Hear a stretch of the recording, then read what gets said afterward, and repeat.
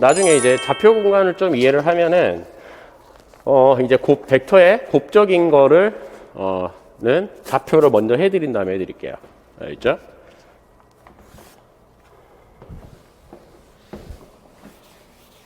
자, 물리 같은 경우는 양이 벡터랑 스칼라로 돼 있다니까 이거를 표현하는 좌표계가 필요해요.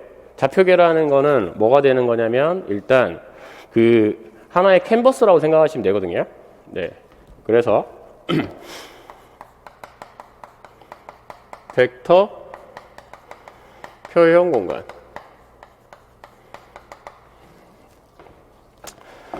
자, 벡터의 표현 공간이 좌표계예요.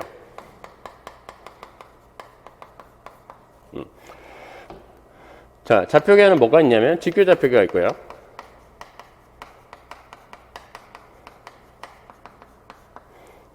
직교 좌표계라는 거는 뭐냐면 그냥 x, y, z 우리가 이렇게 표현하는 거죠.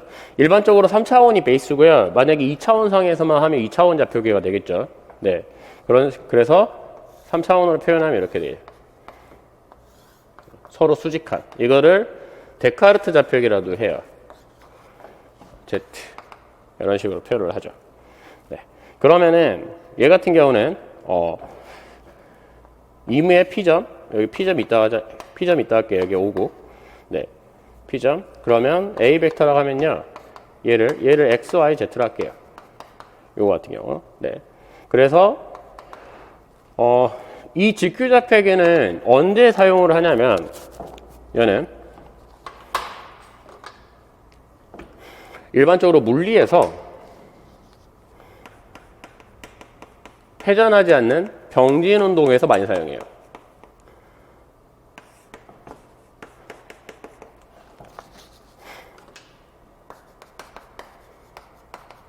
왜 그러냐면 직교 좌표계는 무슨 대칭성을 가지고 있냐면 얘는 평행 대칭성을 가지고 있어요. 평행 이동.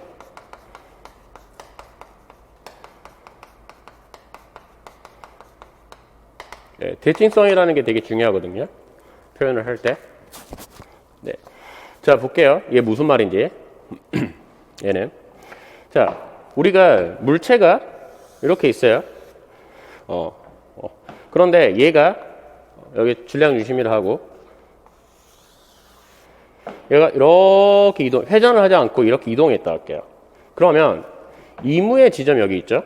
얘가 x, i, y, i, z, i 이 이무의 지점이 여기 이렇게 이동을 하죠. 자, 여기에 있는 모든 지점이 이거 2차원으로만 할게요.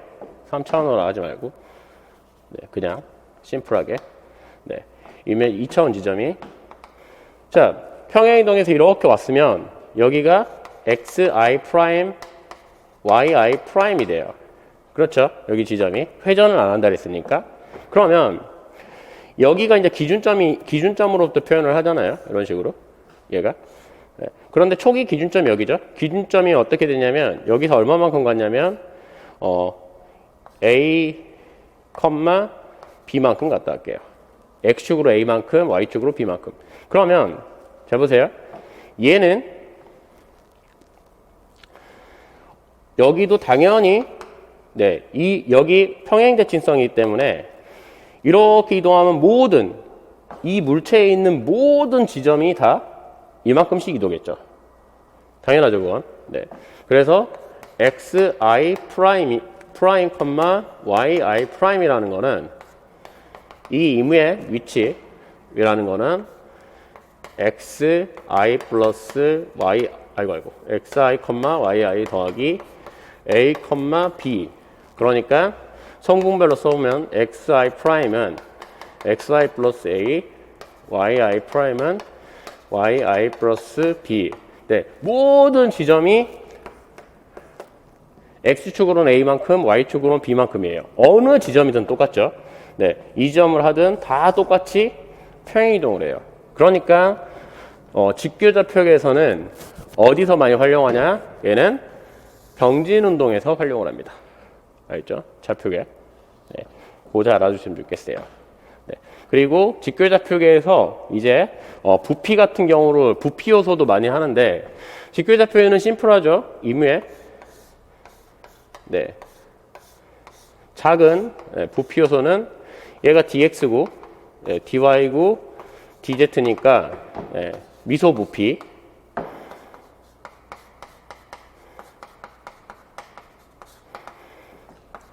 dx, dy, dz가 됩니다. 부피 같은 건 나중에 이제 뭐 적분을 할 때라든지 이럴 때 유용하게 쓰이니까 이거는 뭐 기본적인 거니까 알아두세요.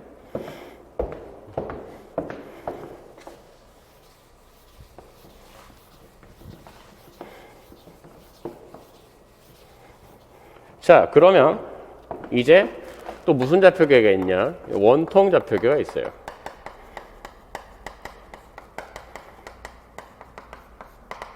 원통 좌표계는 언제 쓰이냐? 얘는 축으로부터 특정 축, 여기서는 기준축을 Z축이라 할게요. Z축. 네, 축으로부터 회전할 때 많이 쓰여요. 네, 축으로부터.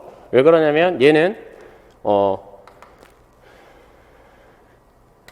x, y 평면에 회전 대칭성을 가져요. 그리고 z축의 평행이동 대칭성을 가져요. 네. 자, 볼까요? 얘네. 자, 원통 좌표계는 이런 식으로 표현을 해요. 얘네. 여기에 이미 이거 있으면 여기가 이제 Z축이고 여기가 X축, Y축이라 하면요. 얘는 회전 대칭성을 갖기 때문에 여기를 파이라 할게요. 파이. 네. 이무에. 그러면 자, 여기 같은 경우는 반경을 로라 하고요. 여기 로. 그 다음에 이만큼 각을 파이. 그리고 여기를 Z. 그러니까 벡터는 어떻게 표현하냐면 얘는 X, Y는 어떻게 표현해줘요?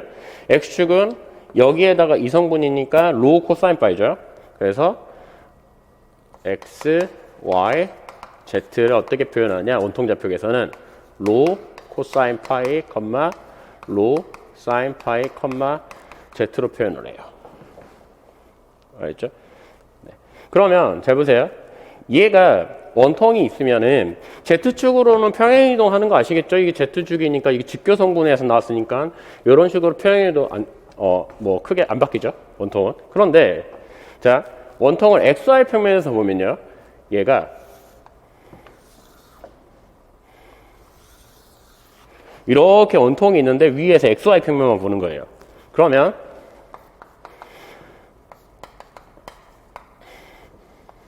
자, 이게 파이라 그랬죠? 자, 파이만큼 회전을 하면요. 네, 파이만큼 회전하면 모든 지점들이 우리가 잘 보세요. 이거를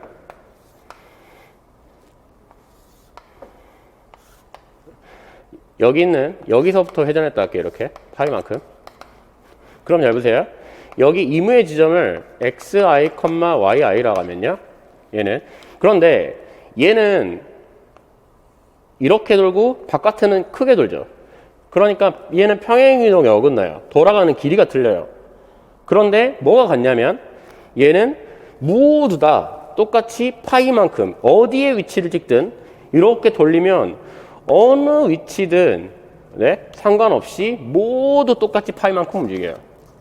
당연하죠? 네, 그래서 얘는 각 XY 평면에서는 각의 대칭성. 네. 모든 지점이 다 파이만큼 움직인다. 네. 그래서 얘를 회전 대칭성. 회전할 때 네. 얘는 회전 성분을 우리가 이제 로테이션 회전할 때 물리에서 쓰여요. 이거 같은 경우는. 그래서 그거 알아두셨으면 좋겠어요. 그리고 미소 부피라는 건 어떻게 되냐면 얘는 Z축이 돼 있고, 네. 이런 식으로 돼 있고, 그리고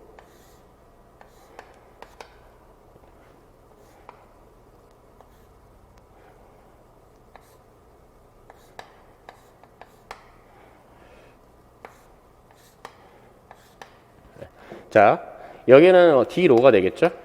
네. 그리고 얘는 RD 파이니까 이런 식으로 되겠죠? 파이. D 파이로 할게요. 네, 로 D 파이가 돼요. 로 지점. 그리고 얘는 Z가 돼요. 그러니까 이 부피라는 건 어떻게 된 미소부피는 얘네 네. D로 곱하기 로 D 파이 DZ. 그래서 로 D 파이 D로 먼저 쓸까요? D로 D 파이 DZ가 됩니다. 알겠죠? 그래서 얘는 언제 쓰이냐? 축으로부터 회전할 때 많이 쓰여요. 네, 대표적인 게 뭐냐면 무한도선에 자기장 네, 전류가 무한대로 흐를 때 네, 그때 많이 쓰이죠.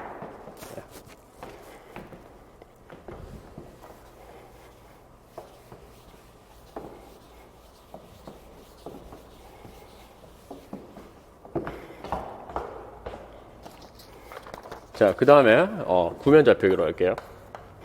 그러니까 지금 하는 좌표계라는 건 뭐냐면 캔버스예요. 이 대칭성을 가지고 있으니 여기서 표현하면은 엄청 쉬워요. 네. 그리고 이것도 하나 예를 들면은 회전 대칭성을 간다 그랬으니까 우리가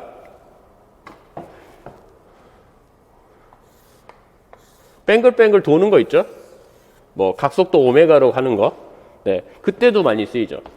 네. 이렇게 각속도 오메가로 이거 돌면은 이 오메가라는 건 뭐가 돼요? 각속도는 얘는 dt분의 d파이니까 네, 각속도. 네, 일정한 각속도로 돌면은 우리가 이런 스페이스 쓰잖아요. 네, 거기서 네, 그래서 좌표계를 원통 좌표계로 하면 대칭성이기 때문에 물리가 좀 편해져요. 그러니까 직교 좌표계로 안 풀리는 게 아니에요. 이게 원통 좌표계로 하면 너무 편하게 네, 하는 거죠. 이해가시죠? 네. 자, 그래서 얘는 구면 좌표계.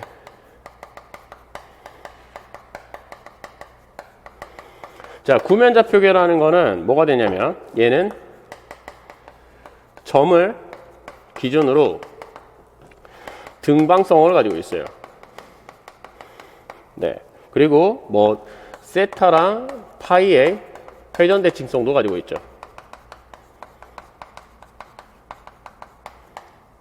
세타 방향, 파이 방향. 네. 그래서 이때 점을 기준으로 등방성이라는 건 얘는 기준점이 얘는 축을 기준으로 회전 대칭성을 가지고 있었죠. 얘는 점을 기준으로 3차원으로 표현하면요.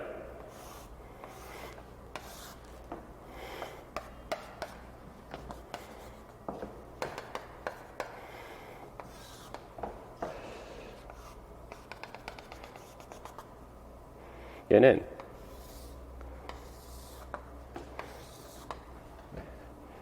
저 그림이 웃기네요. 네. 이런 식으로 구를 가지고 있어요. 다시 그릴까요?